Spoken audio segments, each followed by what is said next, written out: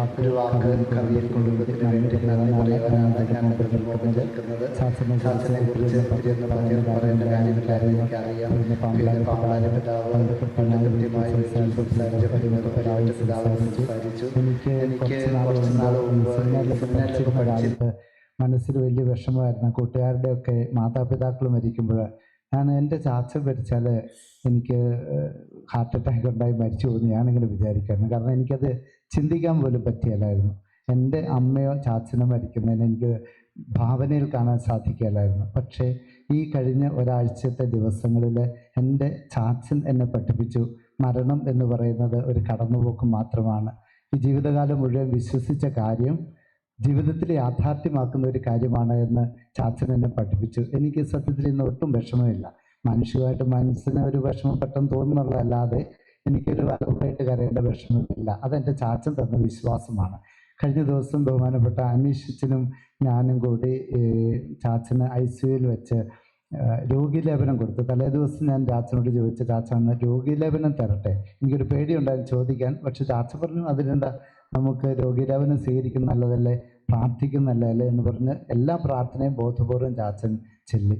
അതിനുശേഷം എന്നെ അത്ഭുതപ്പെടുത്തി അനീഷച്ചന് ചാച്ചന് ഒരു കയ്യും കൊടുത്തു, സ്തുതിയും ചൊല്ലി. എന്നിട്ട് ഞാൻ പറഞ്ഞു ചാച്ച പ്രാർത്ഥിക്കണം എന്ന് പറഞ്ഞു. അപ്പോൾ ചാച്ചൻ എന്നോട് പറഞ്ഞു അതിനല്ലേ നീ ഉള്ളത്, മകനായിട്ട് അച്ഛനായിട്ടുള്ളത് എന്ന് ചാച്ചൻ എന്നോട് പറഞ്ഞ് ഞാൻ ഓർക്കുകയാണ്. മരിക്കുന്ന ദിവസം പോലും രാവിലെ വിശുദ്ധ കുർബാന സ്വീകരിക്കാൻ ചാച്ചന് സാധിച്ചു. മരിക്കുന്നതിന് ഏതാനും മണിക്കൂറുകൾ മുമ്പ് മാത്രമേ ചാച്ചന് പിന്നെ സംസാരിക്കാൻ പറ്റാതായിട്ടുള്ളൂ എന്ന് ഞാൻ ഓർക്കുകയാണ്. ചാച്ചൻ ഞങ്ങൾക്ക് വേണ്ടി ജീവിതം സമർപ്പിച്ച ആളാണ്. അഭിനയ പിതാവ് പറഞ്ഞത്, അലിമറ്റം പിതാവ് പറഞ്ഞതുപോലെയും പാമ്പ്ലാനി പിതാവ് പറഞ്ഞതുപോലെയും വള്ളപ്പള്ളി പിതാവിനോട് ചേർന്ന് ബഹുമാനപ്പെട്ട കുന്നേലച്ഛനോടും മണ്ണൂരച്ഛനോടും ചേർന്ന് ചാച്ചൻ ഷിമുഖായിൽ നിന്ന് കുടിയിറക്കപ്പെട്ടവർക്ക് വേണ്ടി പ്രവർത്തിച്ചത് ഞാൻ എൻ്റെ ജീവിതത്തിൽ എന്ന് ഓർത്തിരിക്കും. ജീവിതത്തിൽ എപ്പോഴും സുഖകരമൊന്നും അല്ലായിരുന്നു. ചാച്ചന് സാമ്പത്തികമായി ബുദ്ധിമുട്ടുകളുണ്ടായിട്ടുണ്ട്, പ്രയാസങ്ങളുണ്ടായിട്ടുണ്ട്. പക്ഷെ ഒരിക്കലും ചാച്ചന് വ്യർത്ഥാഭിമാനം ഉണ്ടായിട്ടില്ല. നെറ്റിയിലെ വിയർപ്പ് കൊണ്ട് അപ്പം ഭക്ഷിക്കണമെന്ന് ചാച്ചന് നിർബന്ധമായിരുന്നു. ഞങ്ങൾ മക്കളെ എല്ലാവരെയും 7 പേരെയും ചാച്ചൻ കഷ്ടപ്പെട്ടാണ് വളർത്തിയത്. ആ വളർത്തി വലുതാക്കണമെന്ന് ചാച്ചന് ബോധ്യമുണ്ടായിരുന്നു. ഞങ്ങൾക്കും അതിൽ അഭിമാനമേ ഉള്ളൂ.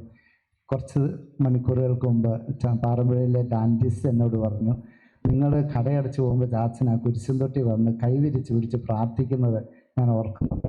എൻ്റെ ജീവിതത്തിൽ എൻ്റെ വിശ്വാസത്തിൻ്റെ ആഴം എൻ്റെ ചാച്ചനിൽ നിന്ന് കിട്ടിയതാണ്. ഞങ്ങൾ കടയടച്ച് വീട്ടിലേക്ക് പോകുന്ന സമയത്ത് ഞങ്ങളെ പിള്ളേരെ ചേർത്ത് നിർത്തി ചാച്ചൻ ഈ കുരിശും തൊട്ടിയിൽ നിന്ന് കൈവിരിച്ച് പ്രാർത്ഥിച്ച് ഞങ്ങളെ പഠിപ്പിച്ചു.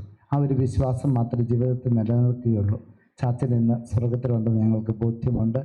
ചാച്ചൻ വളരെ ശാന്തമായി ഈ ശവമഞ്ചത്തിൽ കിടക്കുമ്പോൾ ചാച്ചൻ്റെ ആത്മാവ് ഈശോയുടെ കൂടെയാണെന്ന് ഞങ്ങൾക്ക് ഉറപ്പുണ്ട്.